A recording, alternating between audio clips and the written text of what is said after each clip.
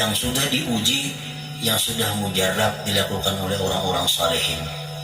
Disebutkan di situ bahwa wa man lazamaha aqibas salawatil 15 marrat hasala lahu taysir fil rizq wa taufiq lil ibadah. Orang yang melazimkan, membiasakan setiap sesudah sembahyang 5 waktu membaca 10 kali, Allah hasilkan bagi dia kemudahan dalam rezeki dan kemudahan untuk beribadah.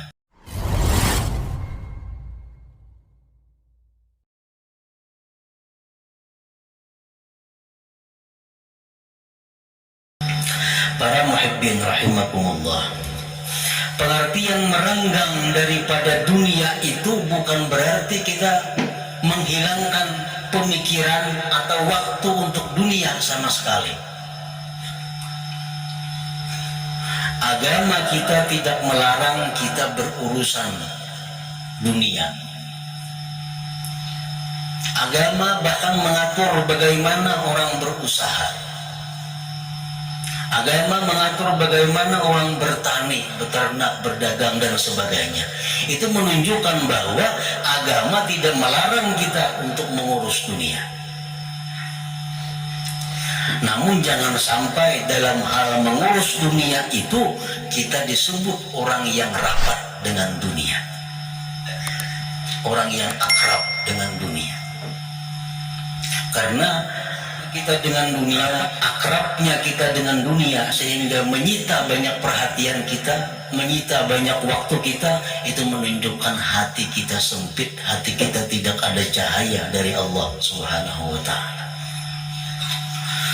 Para muhibbin rahimakumullah, silahkan kita berusaha dunia, apapun usaha kita, tapi para ulama mengingatkan jangan lupa 3 hal.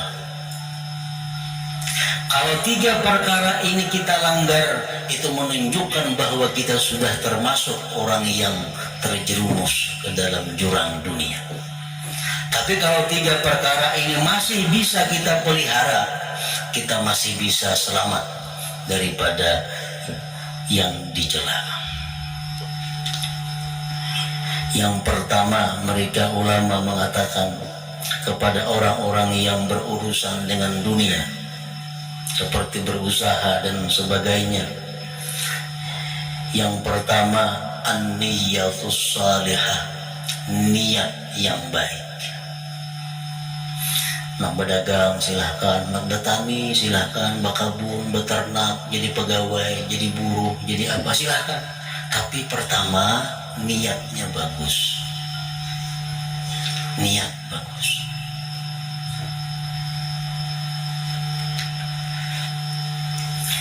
Rasulullah sallallahu alaihi wasallam bersabda, "Man talabad dunya halalan isti'fafan anil mas'alah wa sa'yan ala ahlihi wa ta'attufan ala jarihi ba'athahu Allah yawmal qiyamah wa wajhuhu kal qamari lailatal badar wa man talaba ad-dunya halalan mukathiran mufakhiran muraiya laqiya Allah ta'ala yawmal qiyamah wa huwa alaihi ghadban." Nah, ini Rasulullah menerangkan bagaimana orang yang mencari dunia dengan niat. Barang siapa yang mencari dunia, berdagang, berkebun, halalan halal, jangan haram, yang halal. Niatnya mencari dunia yang halal itu adalah isti'fafan anil mas'alah, karena menghindari daripada mengemis, mengusahakan untuk keluarganya dan membantu tetangga-tetangga yang memerlukannya. Nah, kalau kita berusaha dengan niat seperti itu, ba'asahullah yaumal qiyamah wa wajhuhu kal qamar lailatal badar, Allah bangkit nanti di hari kiamat, wajahnya seperti bulan purnama. Nah, ini berdagangnya kan jadi masalah. niat kita. Kita mulai turun rumah, hendak berusaha, itu apa garang tujuan kita?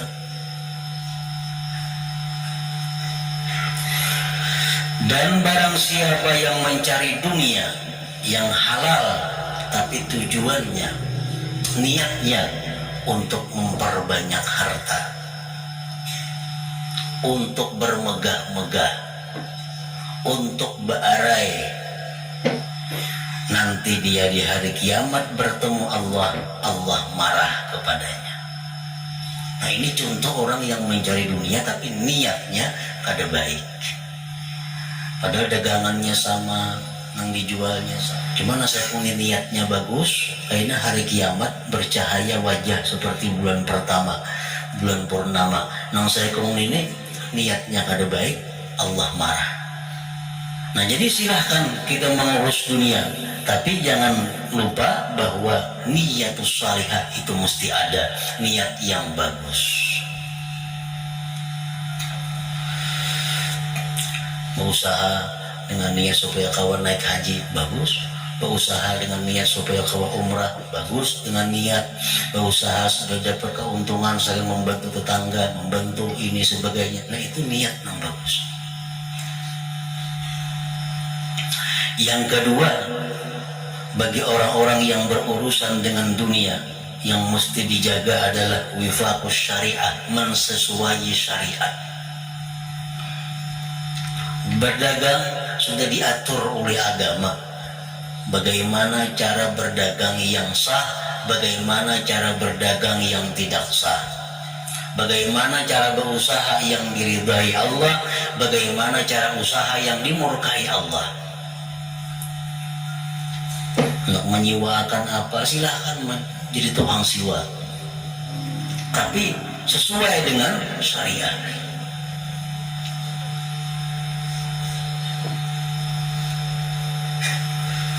Artinya kalau niatnya bagus tapi usahanya kada sesuai dengan syariat, maka niat yang bagus itu kada akan bermanfaat. Orang gawian nang haram, gawian menipu orang, tujuan nak bersedekah, menambahi dosa benar. Menambahi dosa bukan dapat pahala. Nah, wifaqus syariah. Yang ketiga, supaya orang-orang yang mencari dunia tadi tidak termasuk dekat dengan dunia, la tulhi an dzikrillah, tidak melalaikan dia daripada zikrillah.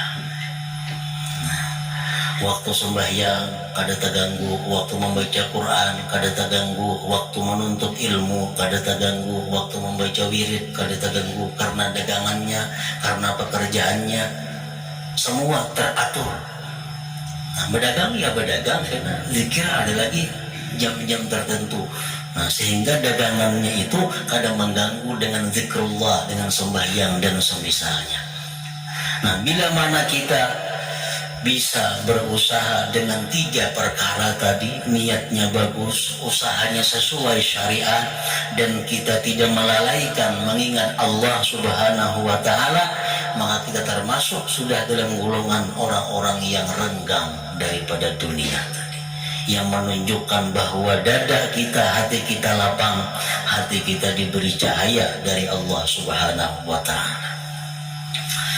Nah, alam nasrah laka sadrak, bukankah kami telah melapangkan, membuka dadamu wahai Rasul.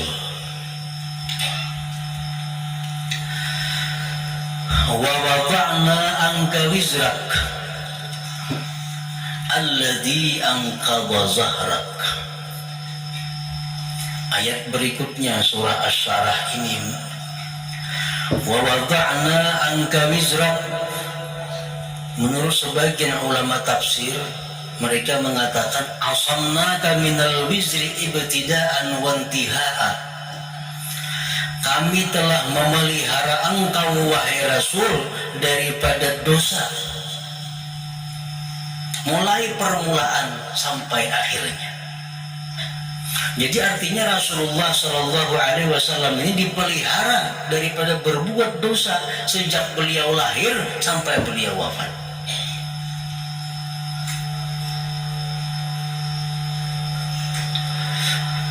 Dalam satu riwayat pernah dijelaskan, sebelum Nabi kita diutus oleh Allah, sebelum beliau diangkat menjadi Nabi,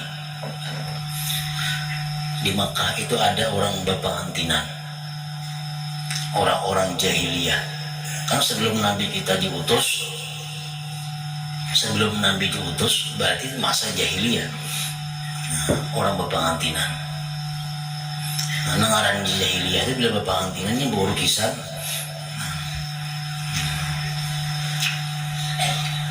Ini orang jahiliyah baru kisah.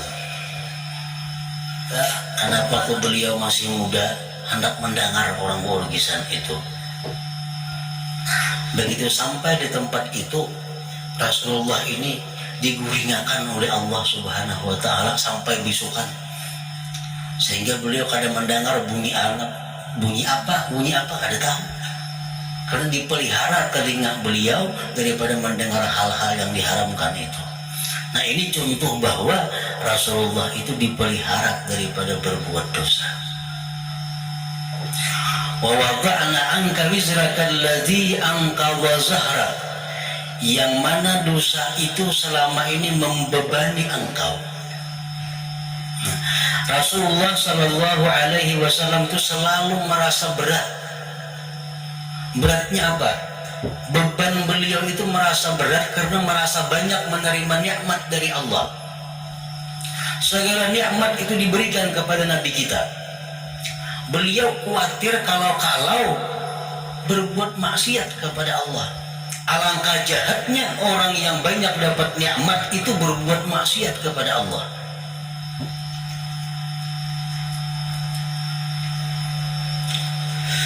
Sedangkan beliau adalah al-insanul karim, manusia yang mulia.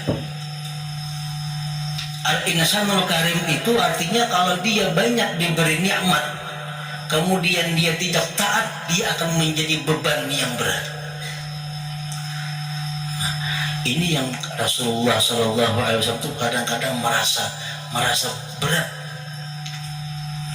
Sampai Allah Subhanahu wa Ta'ala menurunkan ayat bahwa engkau wahai Muhammad kami pelihara daripada dosa, engkau tidak akan berbuat dosa itu. Nah, sehingga beliau berkurang bebannya itu.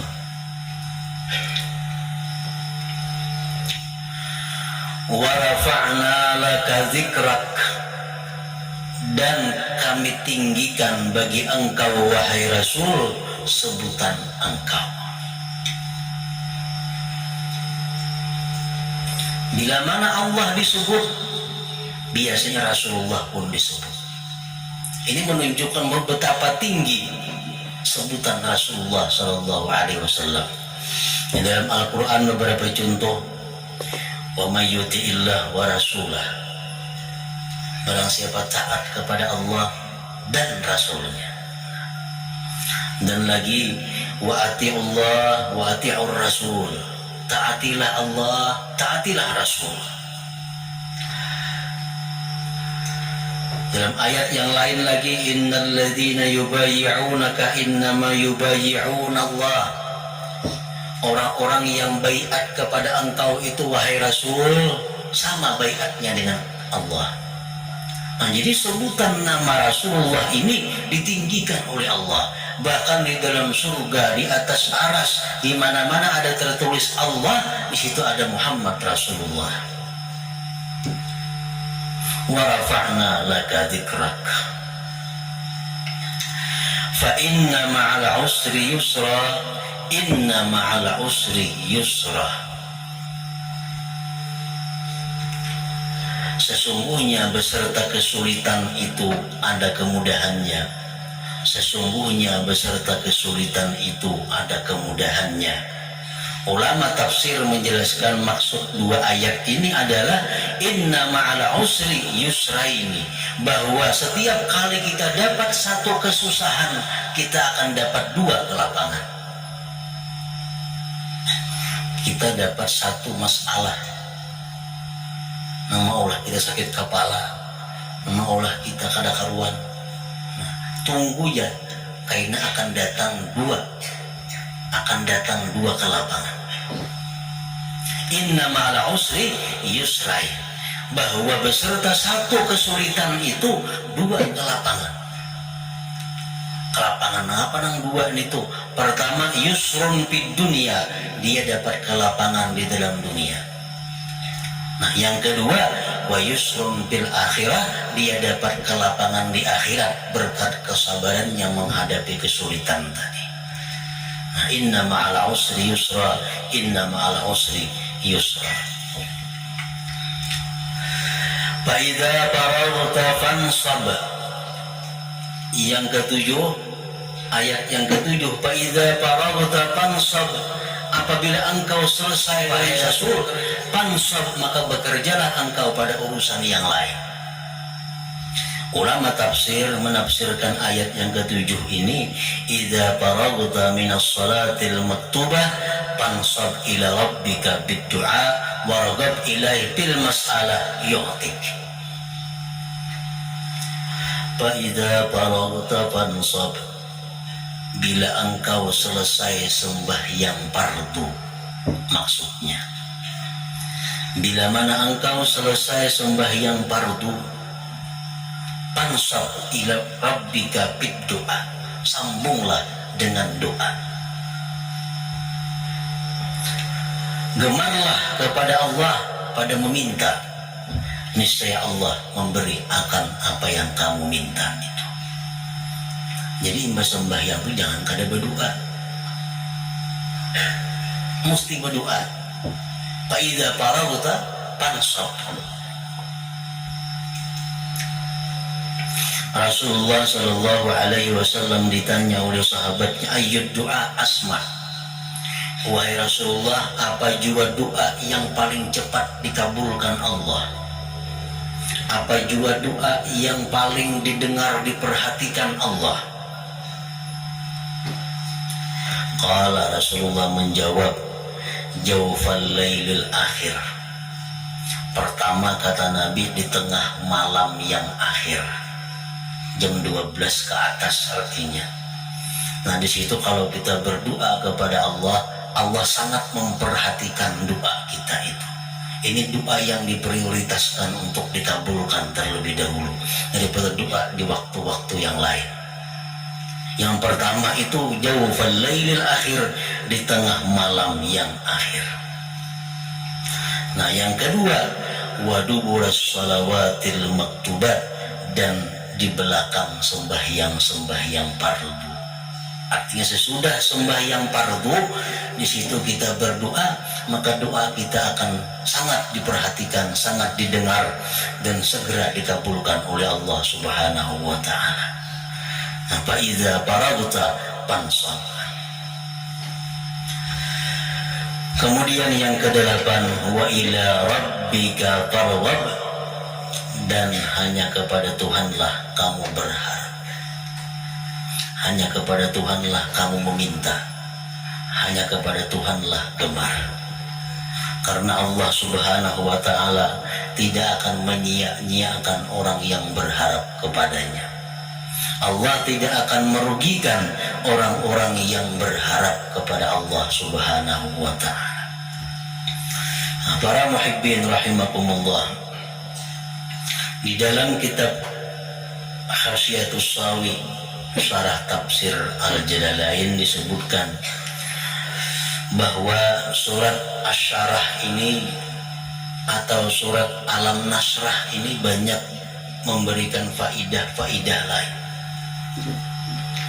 banyak memberikan manfaat-manfaat bagi orang-orang yang mengamalkannya. Di situ disebutkan antara lain untuk orang-orang yang belajar ilmu tapi kada pahapalan atau lambat pemahaman. Ada yang paham lakas, cuma hilangnya lakas. Ada yang pahamnya lambat, hafal lambat lagi.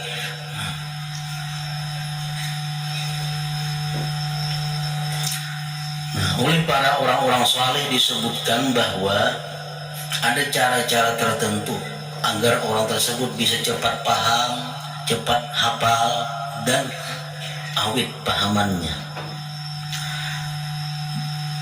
disebutkan bahwa ditulis surat Alam Nasrah itu, khususnya orang-orang yang menuntut ilmu.